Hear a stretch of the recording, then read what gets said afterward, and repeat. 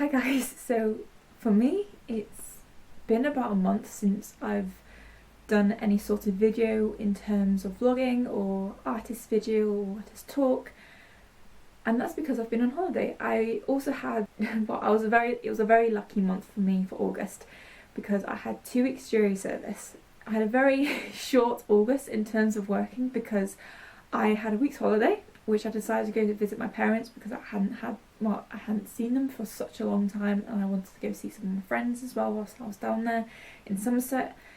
And straight after that I had jury service, which was 2 weeks. It was honestly so interesting that I actually considered changing careers from my current paid job into that job. It was just so great. I don't want to talk about it too much because the cases are still ongoing. I basically took part in 4 cases, but I only actually completed 1 due to reasons that the 3 others didn't go ahead. Nothing serious, it was just a little bit of admin just went completely wrong. After that I came back to work for 4 days and then I went away on holiday to Morocco. It was such a lovely holiday, it was such a beautiful country. We were down in Agadir, which was just, it was by the coast, it was just such a friendly environment. It's just, I can't not talk about what happened because it's on the news. It's on the global news for what happened to Morocco on the 8th of September. This is not a downer, by the way. I just feel like if I mention that I've been to Morocco, it always pops up. They always go, oh, where have you been? Wasn't there an earthquake, or wasn't there just an earthquake there? And I don't want to put it down on my first vlog back, but I feel like I do need to talk about my experience of it, not just for my insanity, but also what you see on the news wasn't the whole picture. Not to say that on the news it was fake, it was a very true replica of what happened in Morocco, but not the whole country was like that. And also I want to let everyone know, actually, even though this devastation happened, it is such a beautiful country, and I do wish everyone that is watching who would ever consider going would consider going, because it's so friendly. It was like being in Europe. I've never been to a country where I felt so like at home, because it felt like home. Everyone was just, I would keep saying this, everyone was just so friendly and chilled out and just so polite, and the scenery was just gorgeous. We had the sea, we had the mountains. It was just such a lovely country. We were based down in Agadir, which is about I think it's like southwest of Marrakesh, which was the worst affected area, well, one of the worst affected areas that wasn't rural. We were about, I think it was about 90 to 100 miles away from the epicenter where the earthquake struck in the Atlas Mountains. And that night it was kind of fortunate. We both had a bit of stomachache problems, so we were like, we'll just go to bed. I don't want to drink tonight. I just want to relax in bed, watch a bit of TV. There was a film on. I was getting really into it. My other half was falling asleep, and suddenly I heard this loud grumbly sound. Deep earthy sound. I don't know how to describe it. It was like it was a weird grumbly sound. It was sort of on the same frequency as like someone was moving a couch right next to your ear. It was that loud and that violent. Not violent, it was that like deep. I still can't explain to you how weird of a sound it was. It was just this very deep grumble that lasted a few seconds, and within those few seconds I looked over to my other half and I was like, what the hell was that? Like, what was that sound? Because he was half asleep. It was about 11 minutes past 11 when it happened, 8 p.m. that was. And then suddenly the room started vibrating. It was so quick and violent. By the time we both scrambled out of bed, the lights didn't want to stop working. There was no electric, there was no power. The lights just went off. Couldn't see anything. and we were both on the second floor. So our natural instinct, well, my first natural instinct was to try and get underneath the bed. Didn't realise that the bed didn't have an underneath the bed bit. It was basically like this big, so I was not going to fit in there, and I had to scramble towards there was like these big door frames. So we stood underneath there, and I was holding on to my partner so hard. I remember my heart was just, I could feel it beating out my chest, and I was holding on to Tom so hard that I could feel myself shaking, and it was an experience like I've never felt before, and it was also a fear that I'd never felt before. The thought of not even surviving this didn't even cross my mind because it happened so quickly. It was like a train had just gone through our building. It was that sudden and that violent. Your natural instincts, it kicked in, and one of these times I was very glad that I suffer from anxiety, because my body knew exactly what to do. It went straight for the flight situation, even though we couldn't leave the room because it's much safer to stay in your room, and rather than trying to escape during an earthquake, that's why we hid underneath a door frame. We both remembered it randomly, but it was just one of those things that we never really thought about. But it's quite structurally sound because you've got to have extra support. Because obviously, if the wall gives way, then if you take the door out of a wall, it's got to be extra support because you've got a big gaping hole. So that's why they're like extra secure, and why we both ran to it. It only lasted about 30 seconds, but it was terrifying. Like, we were very, very lucky because the city of Agadir was lucky, but it wasn't lucky. The last big earthquake they had was actually about 60 years ago, and actually struck Agadir, and it killed a lot of people. It killed, I think, when we were researching it was about 15,000 people. And a lot of the buildings collapsed because of this earthquake. I think it was like a 6.2 earthquake, where ours was like a 6.8. And since then, they had rebuilt a lot of their homes, hotels, out of concrete and proper building blocks. Which is why, after the earthquake, when it stopped, we got out of our hotel rooms as quickly as we could. That there was virtually no damage. Like, there was a couple of cracks on the wall. I think they were just like surface cracks. I'm not an engineer, but it was just like these weird surface cracks. We got out, we went to the pool, out of harm's way of everything, and the atmosphere of everyone changed. Everyone was just on their phones, on the phones to their friends and family, not just the tourists, but also a lot of the staff. After that, I didn't stop shaking for about an hour, because naturally, when you know about, from what I know about earthquakes, is that as soon as one major one happens, another one will happen soon afterwards, like an aftershock. It might not be as violent, but because the buildings have taken so much physical tension that it could make a building collapse. And then there was also the possibility of a tsunami because we were by the sea, and all this rattling around my head, just I couldn't think straight for our remaining 3 days there. And I also didn't sleep properly in the hotel room. I probably got about 4 hours sleep in my hotel room, and then slept the rest of it by the pool, because I wanted to hear the sea. I wanted to make sure I could still hear the sea, so that we could get out of this situation if it ever happened.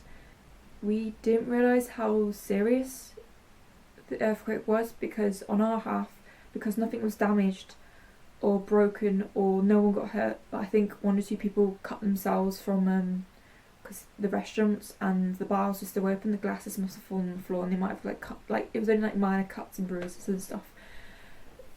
But because no one was seriously hurt, no buildings had fallen down or anything like that, we didn't realise how bad some people had been affected until my mum sent me a picture of the TV, and she and my dad were in Tunisia at the time, and I felt so sorry for them because Tunisia is like a couple of hours ahead of us. So when I have a little family group chat, I messaged the group chat. They must have woken up in such a shock because I was like, we were okay, but there's just been an earthquake. And it was on their news. My sister was at home, so she was like, it's on the world news, it's on BBC News, it's everywhere. They're saying it's the worst earthquake. Are you okay? Is everything okay? And we were like, we were absolutely fine because of the fortunate or unfortunate case of the fact that there had been a earthquake prior to that. If it wasn't for the fact that 60 years prior that they had an earthquake, which meant a lot of the infrastructure had to be rebuilt, it would have been a totally different outcome. And it was just so quiet the days after, not just because of what happened, but because understandably a lot of the staff had left, most likely to go help their families or to make sure their families are okay, or worst case scenario to bury them. I had this overwhelming sense of guilt because I was alive and I was sitting at the pool enjoying my drinks, enjoying the view, enjoying my company, and we were the lucky ones. We were incredibly lucky. There were people that had lost everything and we were just there drinking, having a snooze on the sunbeds. And I think that is after coming back home, it didn't properly sink in, and every time I think about it, it does make me feel a bit really teary because it's not a normal thing to experience, and how very unlucky that we were there to do it, to feel it during our holiday. It didn't ruin our holiday at all. We still had a lovely few days. I just had to cope with 4 hours sleep and then just sleeping in the sun lounges. But this is not why I want to take my experience from Morocco. I just feel like that I have to say about that bit because otherwise some people just murder me because they just kind of expect you to tell you about your story. But honestly, if you ever get the chance to go to Morocco, I really highly recommend it. It's such a beautiful place, such lovely people. They really do take care of you there, and they're so free. You could, like, they have a nightclub in Morocco where you go party at and drink and sing and dance, and no one cares because they're just all so happy and free. And it's such a beautiful country. We originally wanted to go to Marrakesh. We want to go to Marrakesh in a few years because it's more like a city break because of all the lovely infrastructure and old infrastructure. But obviously because of the earthquake, a lot of it has been damaged or destroyed. So we're hoping to go back and visit and finish off what we were meant to go see. It's not been a very good food trips for me and Tom ever since we've come back. Ever since we've started exploring. Well, I think France, there was a few strikes, but it didn't affect us madly. It just affected us on the days where we wanted to go out. And then Copenhagen, our flight home, was cancelled. Obviously in Morocco we had an earthquake, but we are still very grateful for the fact that we survived, and it's an experience I will never forget, because who can forget it? On a plus note, lots of other things have happened. For one, I've cut my hair. It's not like professionally done because I'm still really skint because of the house. We have sold a house. Oh! And we have bought a house. We bought it literally 2 days afterwards because we actually were on holiday when we got the offer on this house. We just accepted it because it was exactly what we wanted for it. And then we sent an offer off to the house we want, and they accepted it, and now we're in the process of sorting everything out, which I didn't realise that involved so many different people, which is absolute madness. But I'm really excited, but I can't get too excited about it yet because we're not physically there. We haven't started packing. All we're doing at the moment is saving all our cardboard boxes for when we move. I've done a few massive clear outs, and also if you've made it this far into this video, I have been selling my artwork, and I will show you some as part of this vlog, for what is going to be reduced as well, because I've sold 13 pieces ever since the last vlog I put up, and it's done really well, which is I was quite surprised with. Like, normally my view count is around 50 to 100 people, but that one's gone to like 230 I think it was at the moment, and I was so shocked. I was like, oh my god, people are watching me, and it's kind of slightly terrifying, but it's good at the same time because it's what I want to do. This is what my future career I want it to become, because it's just who I am. I'm just me making artwork in my little studio. And the plans for actually the next house is that I'm not going to take up one of the rooms. I will temporarily until we buy a little summer house. Nothing like really special or anything, just something that can go into the corner of the garden, because the garden is a lot bigger, and there's already 2 sheds there. One of them's completely crumbling, so I think I'll just use that for pallets, like planters, and the other one's it's okay. It's an okay nick. So I'll probably just end up buying a little summer house and then just using that as my studio. Oh, it's so exciting! A month of several different emotions. I've never felt so alive because of everything that's been going on. Okay, so I know this vlog's been very talkative and a bit depressing, especially at the start, and it kind of got better with the house move and all that, and then I'm gonna end this with me showing you some of the artworks that I am going to be discounting as well, because like I said before, I am going to be moving, which is so exciting because now we've got a house. We just got to have all the checks done and just hopefully that everything will be okay. Not stressful at all. But I thought instead of having to move all my artwork with me, that I'd actually do a sell, so a lot of you can get some of my artworks for a really good price.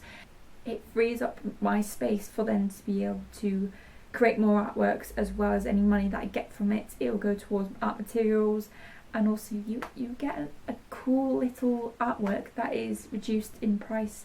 And because, you know, it's, well, at the moment it is September the 19th, so do I dare say the Christmas word again? Of course I will.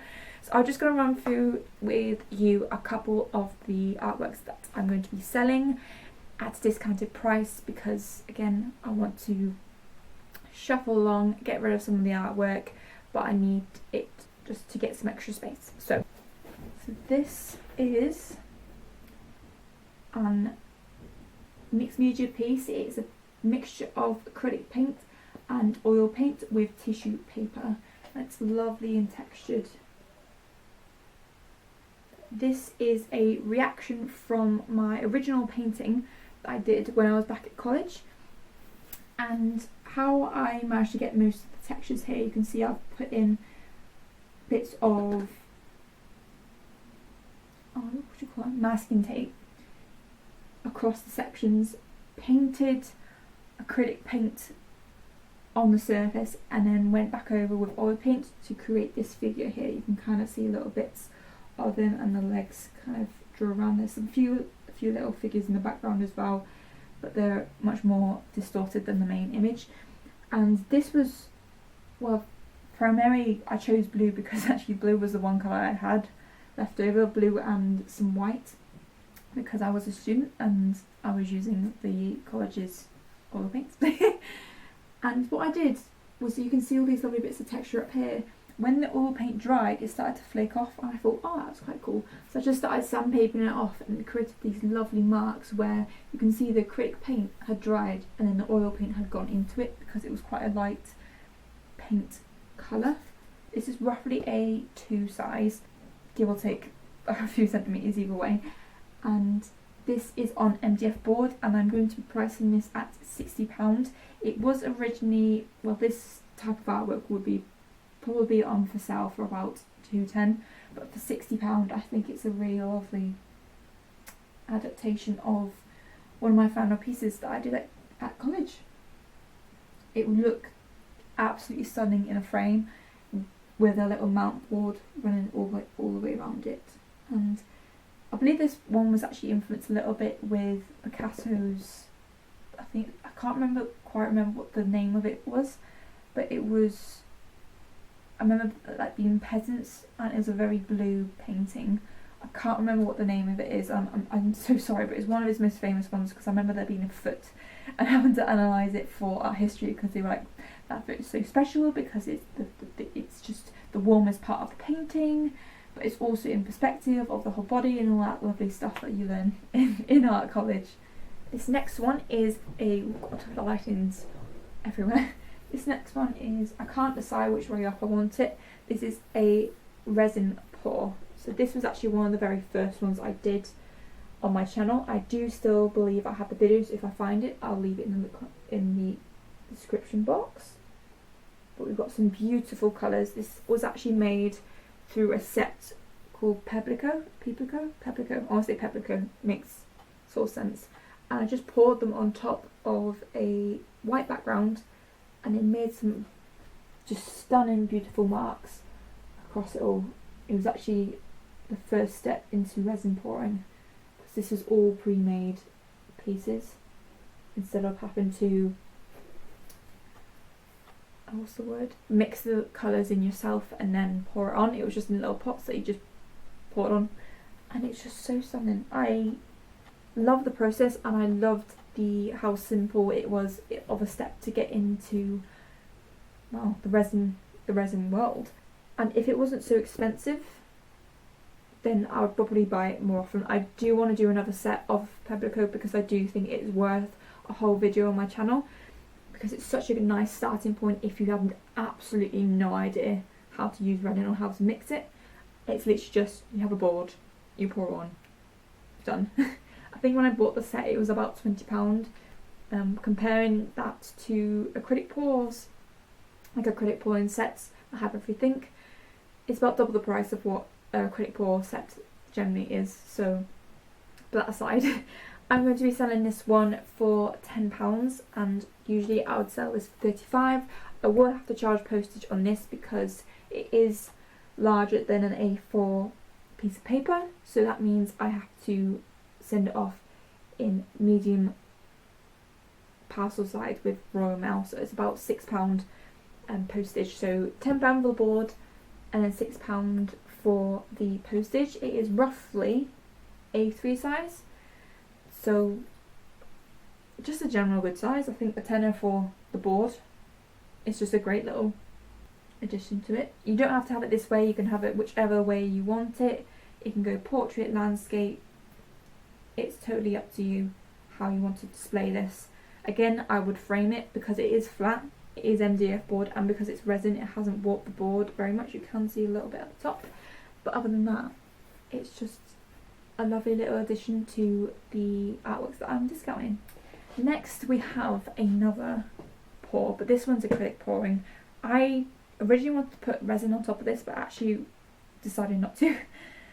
Now this one was originally a wandering tree, this was just a tree and pour, but it's got texture on it, and that just set it like the textures of this is just wonderful, and I feel like this image is not going to do it justice at all.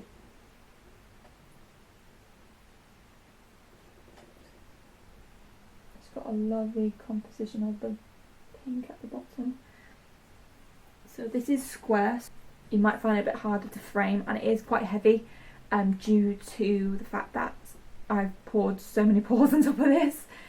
But it is a really stunning piece, and I'm really glad that I didn't actually put a resin pour on top of it. That is to cover it up, not to seal it. But I feel I do have some sealing spray, so that will just give the colours a bit more of a pop. But it's just a wonderful step because it was one of the first large acrylic pours I've ever done.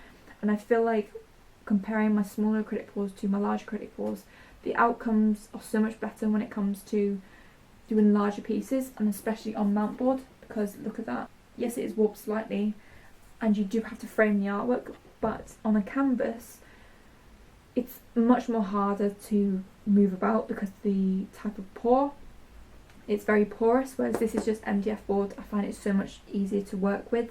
I don't have to use as much materials, and for some reason I feel like the colour doesn't disintegrate compared to on a canvas. I don't know why that is. It might be like because the water absorbs into the canvas or something. I don't know. I'm not a scientist.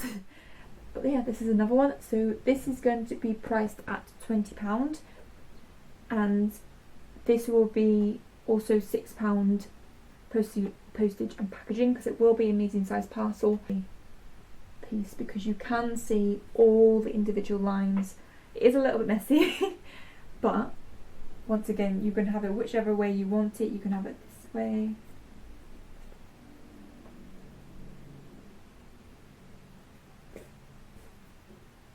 Preferably, I prefer it this way. But again, it's totally up to you. This one is the last fluid pour I'm going to be showing you, because I feel like a lot of my acrylic pours are already quite reduced, especially the small ones. These are more of the larger scales, and this one is a bit more purpley, it's a bit more vibrant, but the marks for it and the salvage just don't do it justice.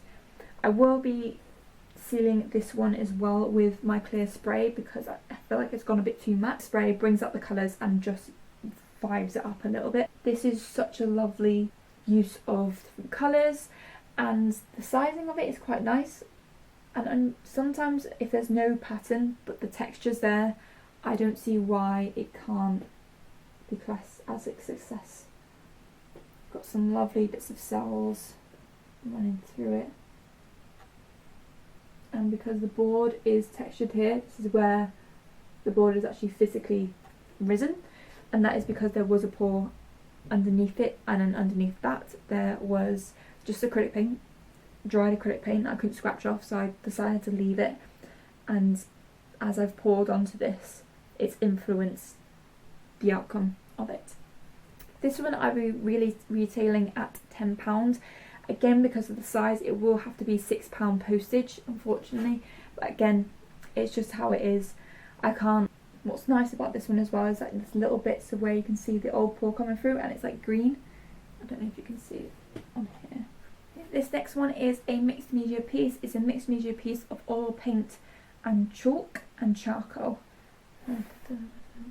Again, playing along the sides of, well, if any of you have been on my channel for a while, you'll remember my sculpture circles, which are a combination of leftover resin and acrylic paint skins, and then I've poured in plaster, carved out the plaster, and then used charcoal and chalk to outline the marks. This is kind of the same premise as that. This is more towards what was left over of the oil paints. So again, you can have it whichever size you want it. Some lovely textures to this, really. Got it that way. But it did have a pair. It did have another piece to it. But that one actually sold within 2 weeks of me creating this, which I'm incredibly proud of. Every time I sell a piece of work, I'm like, oh my god, someone believes in me. Again, I think this would look really stunning in a frame. Most of my artworks, I think, will look really stunning in a frame if they're on MDF board. If they're on canvas, you can get away with just hanging them. But personally, I prefer canvases just to be hung. But I think because with this one, it's got some very cool colours, it will work really well in a white frame with a white border, or even a black frame with a white border. It's totally up to how you want to frame it. This one I will be selling for £20, and again, because of the size of it, it will be £6 postage. That's the most I can do for it because of the amount of time that I did apply it onto this piece. So this is the last piece I'll be showing you. That does not mean that it is the worst piece. It just happened to be at the bottom of the pile, and I remember creating this piece actually on my channel, and I was so excited by it because it was such a new process to me. I was fresh out of university. I was just all over the place in terms of freedom and not having anyone criticise my work. And doing collage for printmaking, I thought was the greatest idea in the world, and it was. It was. So this one here, it's quite big. It is A2 size, and it just is collage with bits of paper. I lined up a piece of perspex and then put bits of paper on it to create a composition. This was actually influenced from my visit to the Peak District. I'll just show you a close up of it now.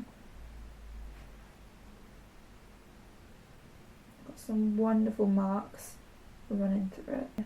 I do have a vast variety of prints, but I feel like this one was the final piece of it all. Then I have also expanded on it by using acrylic paints and also mixed media pieces as well, where I've drawn on top of it. But this piece just describes the process and what I was trying to create from this, well, from this project from after university. This one will be retailed at £30. Usually I would have priced it at about £1.60. Postage wise will be included because I'll be sending it in a cardboard tube, which is obviously a lot smaller, so I can get it into the standard size plus signage. So yeah, that is the last piece. Thank you guys so much again for watching this vlog. I know it was a bit heavy at the start, but like I said, I needed to speak out loud about it. Even though people have asked me how it was, I missed out certain details, and I felt like broadcasting it, not just online, but in a safe space where I'm able to control what I want to tell people. It's so freeing and makes me feel like trauma from it, even though I didn't experience anything dramatic in terms of people, like what people of Marrakesh and on the rural side of it experience. For me, as someone who's recovering from anxiety and depression after a year, it was a big thing for me, and it just took me by surprise. And I was, luckily, because of my diagnosis previously, I was able to, not control myself, but go, oh, I feel like that because of this, oh, I feel like that because of that, and I was so much more prepared for it. But because it was such a shock to the system, and it's one of those rare things that anyone goes through, I just wanted to share my experience of it. And please, if you are looking to go for a holiday, please consider Morocco. I feel like it's such an underrated country. It's such a beautiful country with so many opportunities. It's such a free country. Everyone is so lovely, and what you can do there is just amazing. And it will also help with the people who are in recovery. But that's it. I'm going to end this video here. I'd love to know what you guys think about any of this vlog. I know it's a bit of a sit down vlog, and normally vlogs I just walk around and show you bits and pieces, but this one I feel like I need to sit down and just talk, because obviously I don't do enough of it.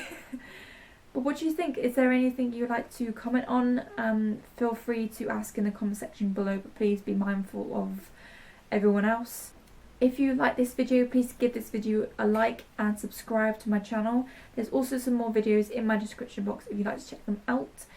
In my description box also there's a link to all my artworks that I am selling on my channel that I've showed you, plus a couple of extras that I haven't shown you. And so please go check it out. If you can't buy any of my artworks, you're welcome to send a donation as well. That'd be greatly appreciated. If you can't do any of that, don't worry about it. Just like and subscribe, because that does actually help me in the long run as well. Have a lovely rest of your day, and please take care of yourself, because I feel like everyone needs a hug after this vlog. Yeah, I'll see you later. Bye.